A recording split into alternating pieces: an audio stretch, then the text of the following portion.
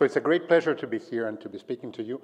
And for me, it's also a great pleasure to see that such an action that will have a potentially very big impact for humanity has started to slowly form the right kind of community. This is the second event of its sort. I'm sure there's going to be many more to follow. And soon, when these events come together with the right kind of entities, they will start having a real effect too. Now, my name is Nikolaos Mavridis. I'm a PhD of MIT, and originally I'm from Greece. I tend to believe that Greece has an interesting attitude towards gender, even from ancient times, given that half of our pantheon, 6 of the 12 ancient gods, were female and playing very important roles, like Athena, the goddess of wisdom. Also, even in the Pythagoreans, one of the most ancient mathematician societies, women were admitted and had a very high role too. So I cannot see why it is the case that some of the things that we've been hearing that are happening today regarding the fact that there hasn't been special attention to the peculiarities of the female brain actually progressed in this way. Although that's a big discussion, I want to continue. So let me start my talk by asking you to imagine a world where robots are part of our everyday life, and not only as helpers, but also as companions and friends. And at the same time, to imagine a world where we can all take part in giant intelligent entities, which are potentially made up of thousands of humans and machines, even with 50 seconds or 5 minutes every day.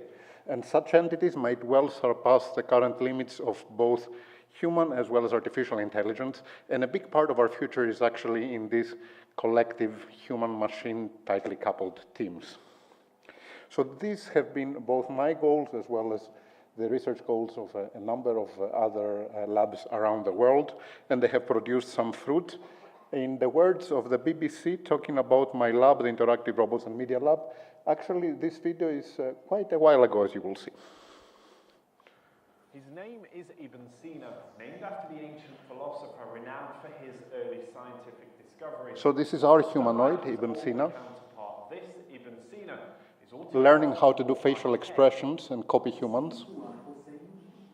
As well as being fluent in English and Arabic, he can hold a conversation with humans. He looks for information about us on the internet and uses that to chat with us. He'll also remember it for the next time you meet. But this lab isn't in Japan, China, or the United States. It's in Al Ain, just an hour's drive from the UAE capital, Abu Dhabi. And interestingly enough, the girl that you see there is now working for the government. The guy went to Stanford, and he has a startup in Silicon Valley. And the Emirates not only has a minister for artificial intelligence, which is 27 years old, has also been involved in a number of other activities. I was actually appointed judge for a Prime Minister's office project that was called Robotics and AI for Good. It started as Drones for Good. It was a huge international competition about socially beneficial uses of our technologies, which ended up having, MIT, EPFL, Stanford, many other great institutes taking part in it, with a $1 million prize, which went 2 years ago to a team that was making exoskeletons for children that have cerebral palsy, which is, again, a brain disorder which doesn't enable them to walk properly. And also the video that you saw before from the female robot from David Hanson is not from Saudi. It's not from the Emirates, it's actually from Saudi Arabia. And there's a big question regarding whether robots actually do get citizenship or not, even in the case of Saudi, but it made a very good news item. And the stuff that you see over here is maybe almost 8 years before Hanson, so there's quite some development of these things around the world too. Now, why are we talking about robots, and why do people talk about robots? One reason is productivity-based. And in the US Economic Report of the President from 2016, there were 35 pages out of 500 on these technologies. 10% of GDP growth, 16% of labor productivity growth can be attributed to AI and robotics. On the other hand, if you have a look at the diagram over there, it shows what is the probability of automation of a task given the hourly wage of a worker.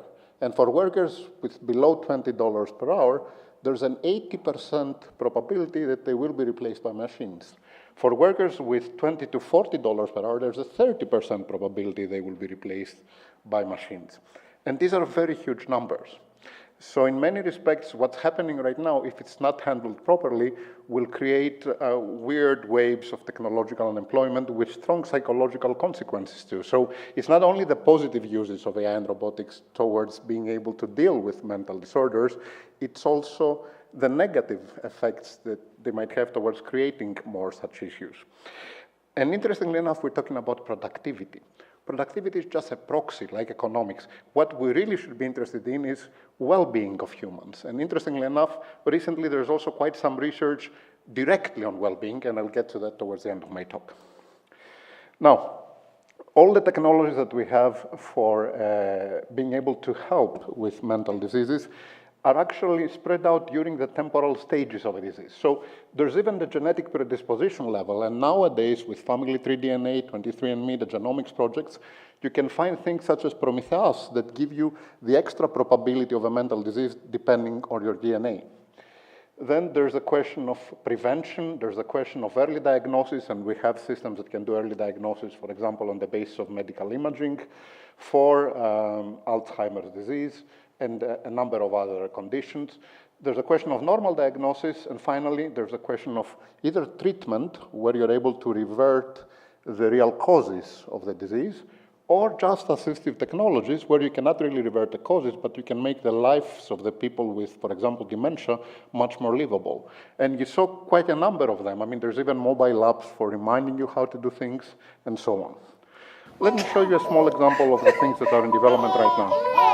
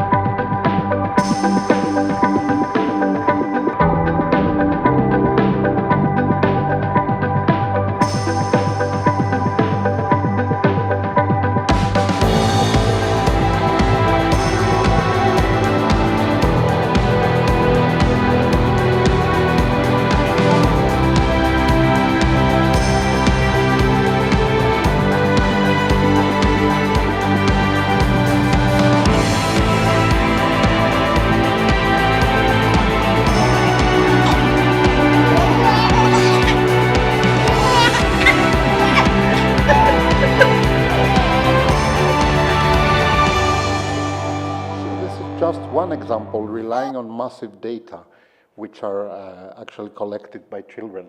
So given where AI is right now, in some things it's much better than humans. Take, Deep Blue and Kasparov. In chess it's better, in Jeopardy it's better.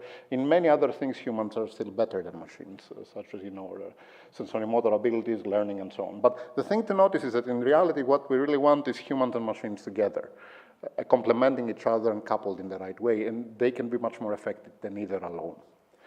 Now, what's the big change that's happening at the moment? What will create this huge number of applications for mental diseases in the next 10 to 15 years?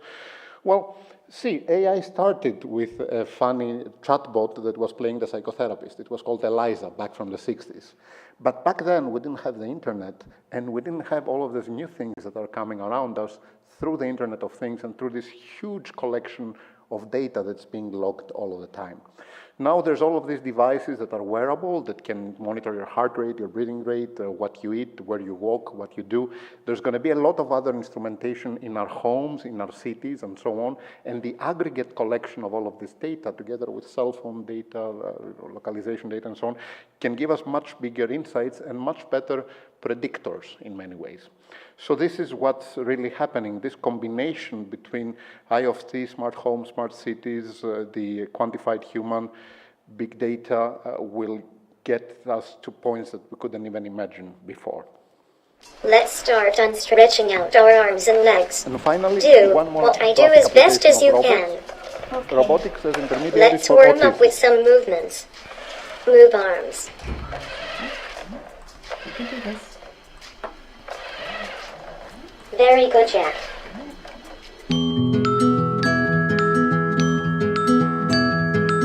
Children with autism often have trouble understanding what someone else is talking about or thinking about. Place the man on the right side of the space shuttle. Do you know where right side? Do you remember? Yeah. Take a guess. Right here. Try again. Right here. Come on, get it over on. That's it. Yes.